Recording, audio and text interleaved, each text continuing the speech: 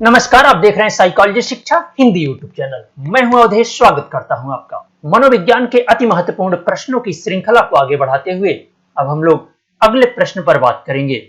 साथ ही अगर आप इस चैनल पर नए हैं तो प्लीज चैनल को सब्सक्राइब करें और वीडियो को लाइक करें, क्योंकि इस चैनल के माध्यम से आपको मनोविज्ञान से संबंधित आए हुए विभिन्न परीक्षाओं में प्रश्नों पर व्याख्यात्मक परिचर्चा प्रस्तुत की जाती है। साथ ही इसके विभिन्न कॉन्सेप्ट पर व्याख्यान प्रस्तुत किया जाता है।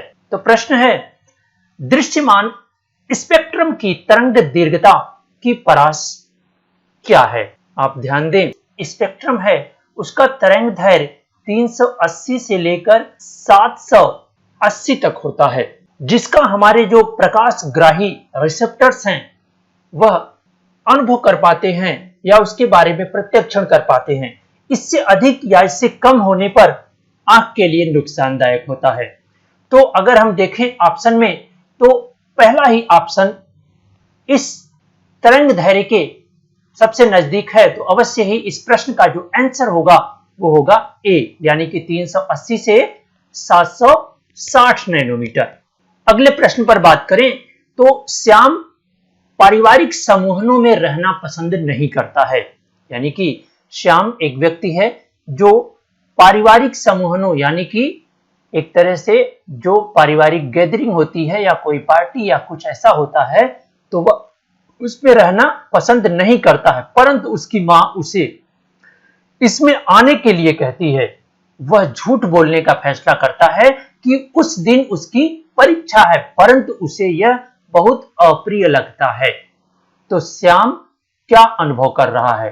आप ध्यान दीजिएगा कि ऐसी परिस्थितियों में एक तरह का कॉन्फ्लिक्ट उत्पन्न होता है हमारे मस्तिष्क में कि यहां पर वह पसंद नहीं करता है कि वह पारिवारिक जो समूहन है, पारिवारिक जो गैदरिंग होती है उसमें वह जाए, ऐसा उसको पसंद नहीं है, जबकि उसकी मां कह रही है कि नहीं, आप जो है कि इसमें आप आइए। तो उससे बचने के लिए वह झूठ बोलता है, और जब वो झूठ बोलता है कि हमारी उस दिन परीक्षा है, वह उसे बहुत अप्रिय लगता है, यानी कि अच्छा नहीं लगता है। तो इस आधार पर अगर आप देखें तो जो कॉन्फ्लिक्ट हो रहा है, जो द्वंद्व हो रहा है, आप जानते हैं कि द्वंद्व के 4 प्रकार होते हैं। उस प्रकार में से एक प्रकार यहां उत्पन्न होता है कि वह समूहों में रहना पसंद नहीं करता है। यह भी एक तरह का निगेटिव अप्रोच है। वहीं अप्रिय लगता है, यानी कि जब वो कहता है तो वो भी अप्रिय लगता है, यानी दोनों चीजों को वो नहीं चाहता है। वह समूह में सम्मिलित भी नहीं होना चाहता है और झूठ भी नहीं बोलना चाहता है। तो इस आधार पर एक तरह का जो द्वंद्व होता है, परिहार द्वंद्व, और वो भी कैसा? दोहरा परिहार द्वंद्व होता है। यानी कि ऑप्शन जो सही होगा वो ऑप्शन सही होगा ए।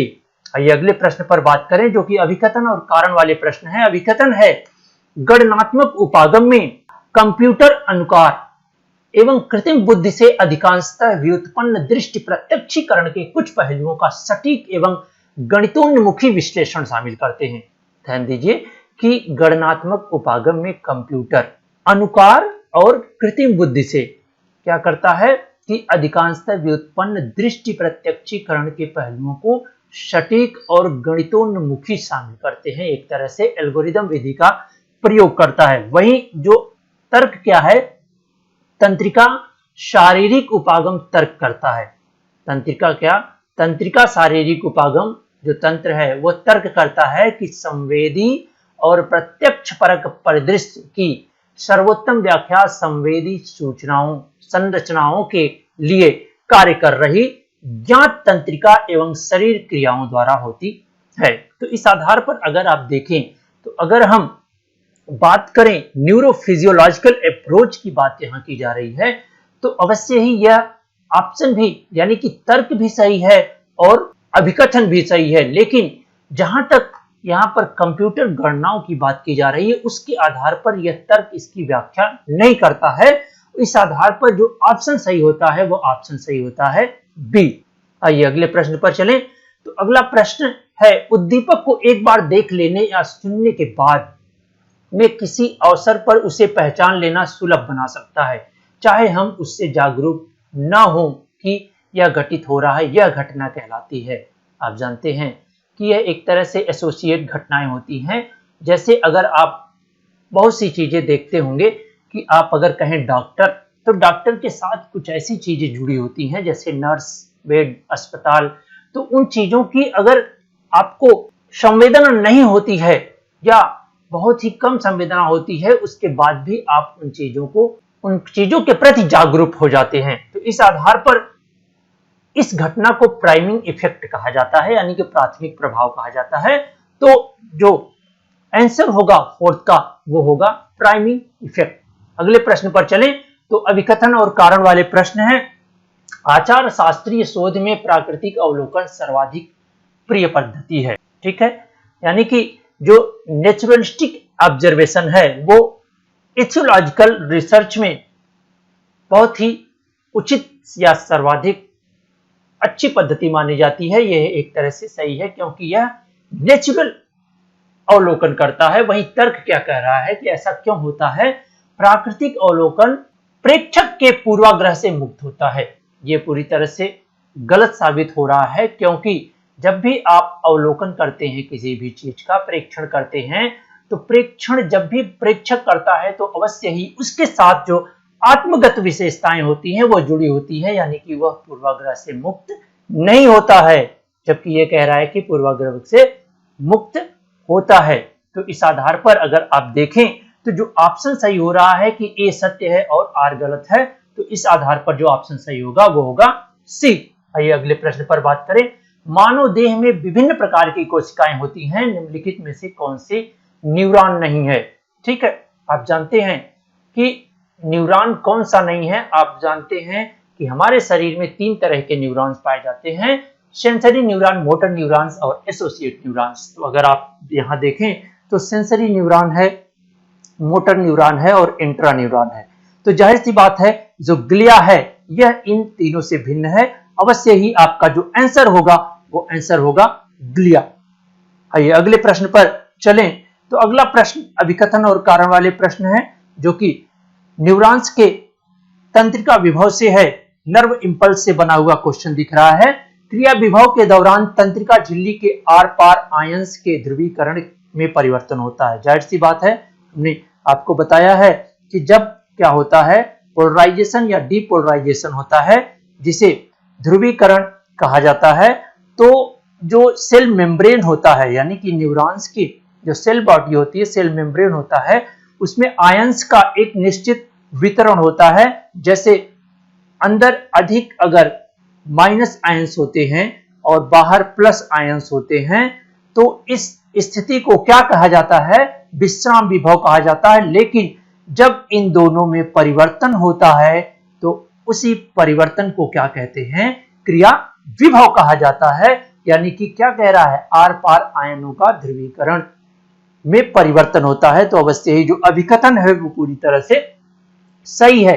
वही हम बात करें कि तमाम नकारात्मक आयंस तंत्रिका झिल्ली के बाहर ले जाए जाते हैं, यानी कि क्रिया विभव के दौरान तमाम नकारात्मक आयंस तंत्रिका झिल्ली के बाहर ले जाए जाते हैं।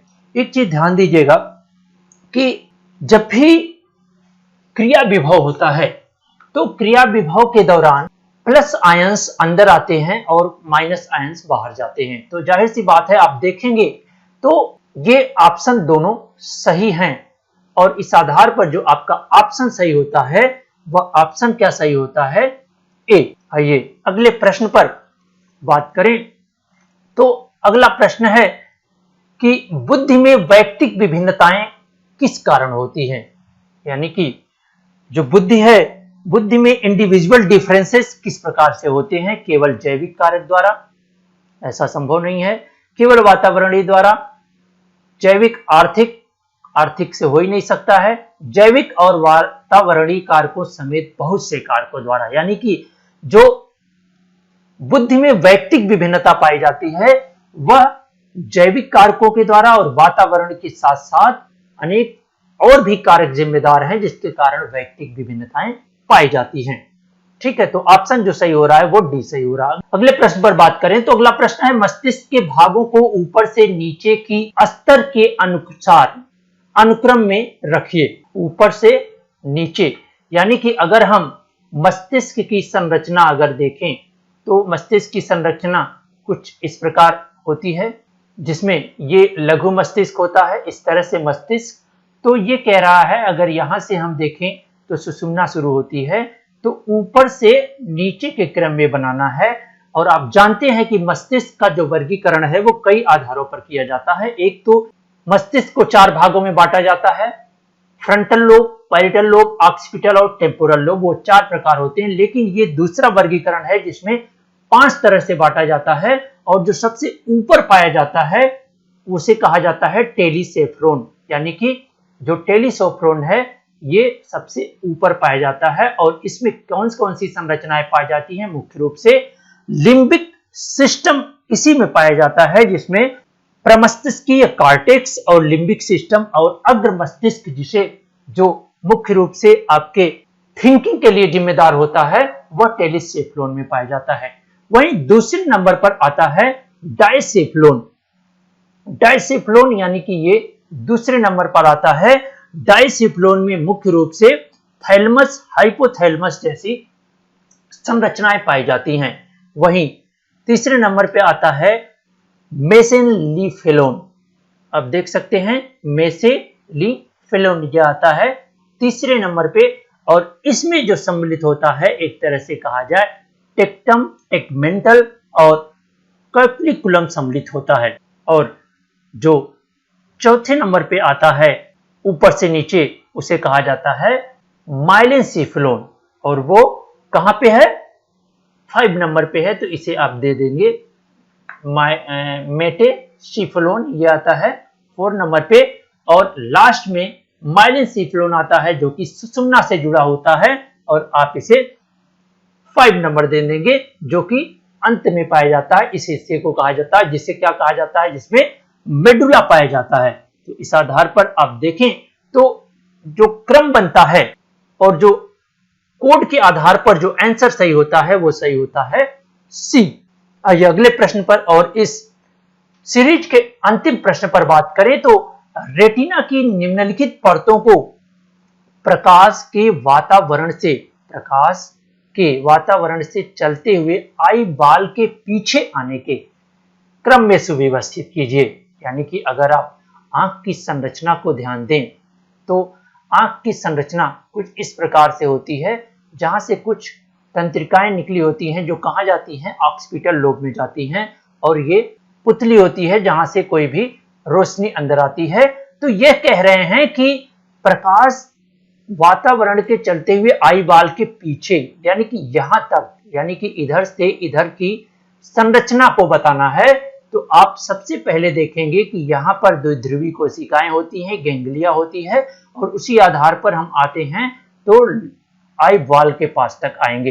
तो इस आधार पर अगर आप देखें ऑप्शन में, तो गैंग्लिया कोशिकाएं, सबसे पहले गैंग्लिया कोशिकाएं आती हैं, फिर आती हैं बाइपोलर सेल्स, यानी कि द्विध्रुवी कोशिकाएं जो कि यहां पर पाई जाती हैं, और उसके बाद आता है क्षैतिज कोशिकाएं, वो तीसरे नंबर पे अंत में शंकु, जो कि प्रकाशग्राही कोशिका है, वो अंतिम आती है, यानी कि 4 नंबर पे। और इस आधार पर जब आप ऑप्शन में मिलाएंगे तो आपका ऑप्शन मिलेगा डी, यानी कि इस प्रश्न का जो आंसर होगा वो होगा डी। तो हमें उम्मीद है कि आपको यह व्याख्यात्मक परिचर्चा पसंद आ रही होगी। तो कमेंट करके अवश्य बताएं कि यह व्याख्यात्मक परिचर्चा आपको किस प्रकार से लाभ पहुंचा रही है। मिलते हैं फिर व्याख्यात्मक परिचर्चा के अगले सीरीज में, तब तक के लिए आपका बहुत बहुत धन्यवाद।